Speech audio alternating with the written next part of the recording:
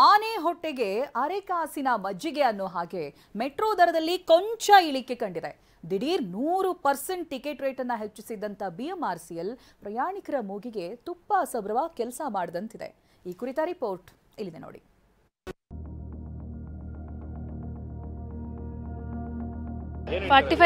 ಜಾಸ್ತಿ ಆಗಿದೆ. ಓಡಾಡೋದಕ್ಕೆ ತುಂಬಾ ಕಷ್ಟ ಆಗ್ತಿದೆ. ಆಕ್ಚುಲಿ 1 to 2 ಅಂದಾಗ ತುಂಬಾ ಪ್ರಾಬ್ಲಮ್ ಆಗ್ತಿತ್ತು. ಬಡವರಿಗೆ ಅಂತೂ ಮೆಟ್ರೋ ಅಲ್ಲ, ಬಸ್ಗಳೇ ಬಡವರಿಗೆ, ಮೆಟ್ರೋ ಎಲ್ಲ ಶ್ರೀಮಂತರಿಗೆ ಅಂತ ಅನ್ಸುತ್ತೆ. ಸರ್ಕಾರ ಈ ಸಮೂಹ ಸಾರಿಗೆನ ಸ್ವಲ್ಪ ಎಲ್ಲರಿಗೂ ಯೂಸರ್ ಫ್ರೆಂಡ್ಲಿ ಆಗಿ ಮಾಡಬೇಕು.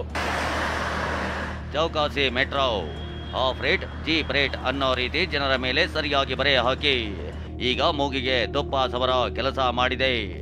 ಜನಾಕ್ರೋಶದ ಬಳಿಕ ಇದೀಗ ಪರಿಷ್ಕರಿಸಿದ್ದ ದರದಲ್ಲಿ ಕೊಂಚ ಇಳಿಕೆ ಮಾಡಿದೆ.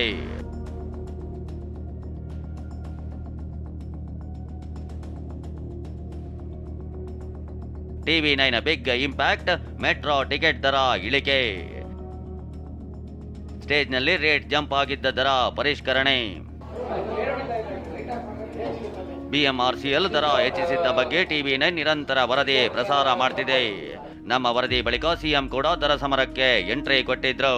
ಬಳಿಕ ನಿನ್ನೆ ಸುದ್ದಿಗೋಷ್ಠಿ ನಡೆಸಿದ್ದ ಬಿಎಂಆರ್ಸಿಎಲ್ ಎಂಡಿ ಮಹೇಶ್ವರ ರಾವ್ ದರ ಇಳಿಕೆಯ ಭರವಸೆ ಕೊಟ್ಟಿದ್ರು.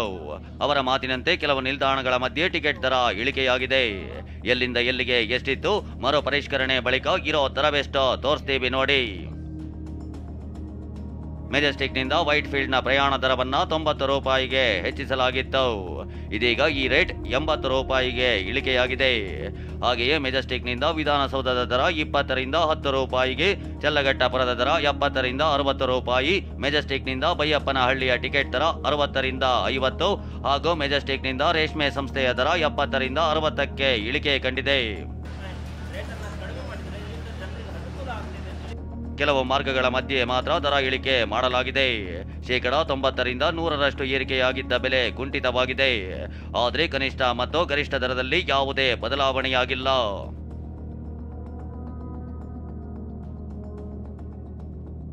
ಬಿಎಂಆರ್ಸಿಎಲ್ ವಿರುದ್ಧ ಆಕ್ರೋಶ, ಪ್ರಯಾಣಿಕರ ಸಂಖ್ಯೆ ಇಳಿಕೆ. ನಮ್ಮ ಮೆಟ್ರೋ ಮಾಡಿರೋ ಮರುಪರಿಷ್ಕರಣೆಯು ಪ್ರಯಾಣಿಕರಿಗೆ ಸಮಾಧಾನ ತಂದಿಲ್ಲ. ಏಕಾಏಕಿ ದರ ಏರಿಸಿ ಕೇವಲ 10 ರೂಪಾಯಿ ಇಳಿಕೆ ಮಾಡಿರೋದು ಜನಾಕ್ರೋಶಕ್ಕೆ ಕಾರಣವಾಗಿದೆ.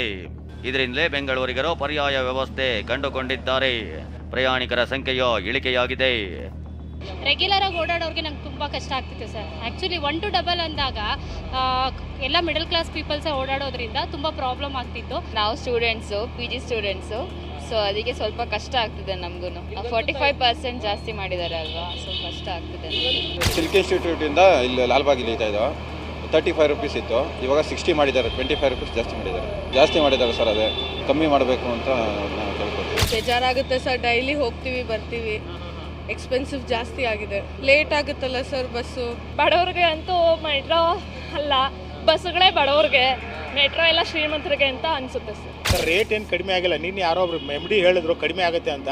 ನೋಡಿ ಮತ್ತೆ ಅದು ಮಹಾಲಕ್ಷ್ಮಿ ಲೇಔಟಿಂದ 47 ರೂಪಾಯಿ, ಮುಂಚೆ 28 ರೂಪಾಯಿ 50 ಪೈಸೆ ಇತ್ತು, ಈಗ 47 ರೂಪಾಯಿ 50 ಪೈಸೆ ಆಗಿದೆ. ಆಲ್ಮೋಸ್ಟ್ ಅಲ್ಲಿ 90% ಜಾಸ್ತಿ ಮಾಡಿದ್ದಾರೆ.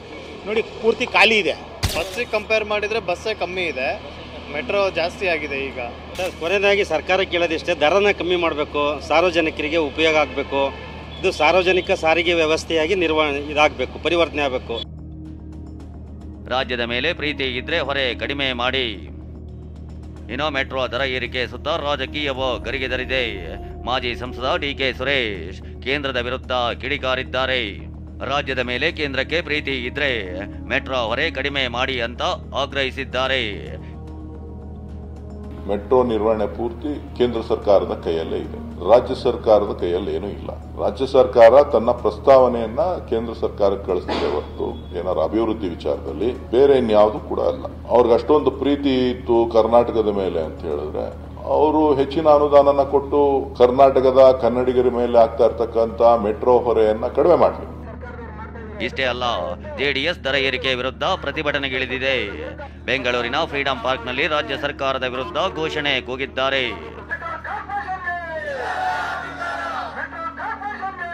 Bureau report, TV9.